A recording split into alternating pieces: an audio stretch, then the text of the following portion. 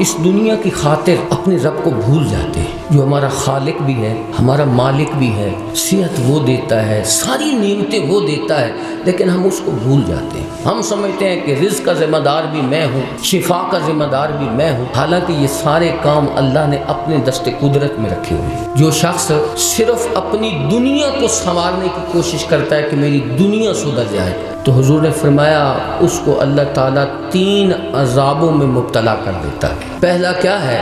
ارشاد فرمایا اللہ کریم اس کی آنکھوں کے سامنے بھوک رکھ دیتا ہے، جتنا بھی اس کے پاس مال و دولت موجود ہو اس کا دل سیر نہیں ہوتا، اس سے پوچھا جائے تو کہتا ہے مشکل سے گزارا ہوگا، اس کی آنکھوں کے سامنے بھوک ہوتی، کبھی اللہ کا شکر نہیں ادا کرتا، ہمیشہ یہی کہتا رہتا ہے میرے پاس مال کا۔ دوسرا حضور نے ارشاد فرمایا جو شخص صرف اپنی دنیا کو سنوارنے کی کوشش کرتا ہے، آخرت کا اس کو خیال نہیں ہوتا، تو اس کا اللہ تعالیٰ وقت سے برکت اٹھا دیتا ہے۔ آپ کسی سے کہیں نا بے نماز سے کہ بھائی نماز پڑھا کرو، وہ کہتا ہے مجھے نماز پڑھنے کا ٹائم ہی نہیں ملتا۔ جمعہ پڑھ لو، کہتا ہے جمعہ پڑھنے کا بھی مجھے ٹائم نہیں ملتا۔ حضرت ضیاء الامت یہی حدیث بیان کرتے تھے تو آپ فرمایا کرتے تھے کہ حضرت فاروق اعظم سے زیادہ مصروف کون ہو سکتا ہے؟ جو خلیفہ وقت تھے، قاضی کے عہدے پر بھی فائز تھے، بیوہ عورتیں جن کی کوئی کفالت کرنے والا نہیں ہوتا تھا، عمر ان کے گھروں کا جھاڑو بھی دیتا تھا، عمر ساری اپنی مملکت کے انتظامات بھی کرتا تھا، لیکن کوئی سیرت لکھنے والا یہ نہیں کہہ سکتا تھا کہ فاروق اعظم کی 5 نمازیں تو ایک طرف، فاروق اعظم کی نماز تہجد بھی کبھی قضا ہوئی، ان کی تو نماز تہجد بھی کبھی قضا نہیں ہوئی، لیکن ہم کہتے ہیں ہمیں نماز کا ٹائم نہیں۔ وجہ یہ ہے کہ اللہ تعالیٰ ہمارے کام وقت سے برکت اٹھا لیتا ہے، جس کی وجہ سے ہمیں نماز کا بھی ٹائم نہیں ملتا، جمعے کا بھی ٹائم نہیں ملتا۔ اور تیسری چیز حضور نے فرمایا جتنی دگ و دو کرے، آپ نے دیکھا ہوگا بعض لوگ صبح سے بیچارے اس روزی کی خاطر نکلتے ہیں، شام کو رات گئے واپس آتے ہیں، کھاتے وہ بھی روٹی۔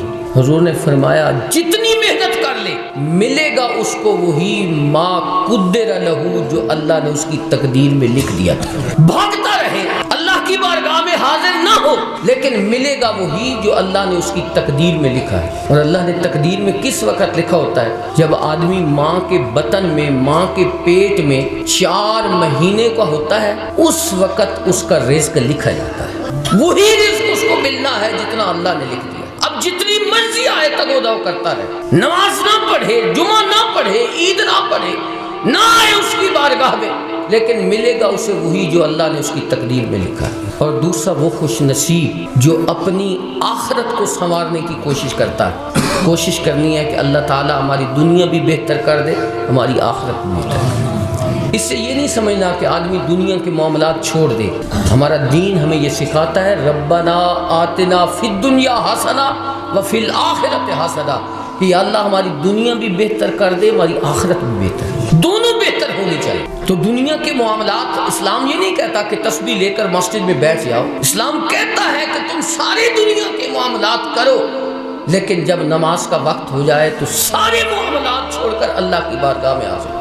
تو حضور نے فرمایا جو آدمی اپنی آخرت کو سنوارنے کی کوشش کرتا ہے، اس کو پہلا انعام اللہ یہ عطا فرماتے ہیں کہ اس کو غنی فرما دیتے ہیں۔ یا تو اس کو ظاہری مال و دولت مل جاتا ہے، یا اللہ کریم اس کے دل کو غنی فرما دیتے ہیں۔ حضرت نظام الدین اولیاء رحمۃ اللہ تعالی علیہ، ان سے بادشاہ نے کہا تھا کہ میں آپ کی ملاقات کرنا چاہتا ہوں۔ حضرت نظام الدین نے فرمایا میں بادشاہوں سے ملاقات نہیں کرتا، میں بادشاہوں سے ملاقات نہیں کرتا۔ اس نے کہا حضرت میں آپ کی خانقاہ میں آ کر ملاقات کرنا، بادشاہ ہے وقت کا، لیکن آپ نے فرمایا میں ملاقات نہیں کرنا چاہتا۔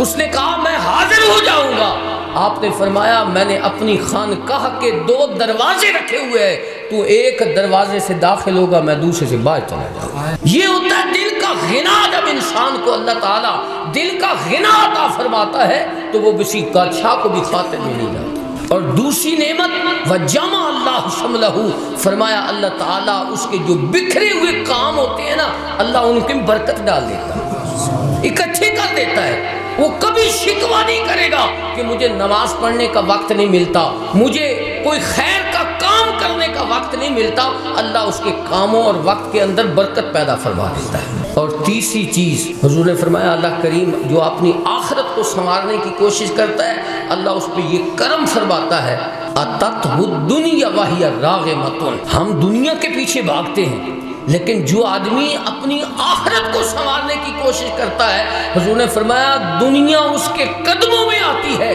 ناک رگڑتے ہوئے آتی ہے، وہ اسے ٹھڈے مارتا ہے، وہ اسے قریب نہیں آنے دیتا، لیکن دنیا پھر بھی اس کے قدموں میں آتی ہے۔ تو اس لیے اپنی دنیا کو بھی سنوارو لیکن ساتھ ساتھ اپنی آخرت کو بھی سنوارنے کی کوشش کیا۔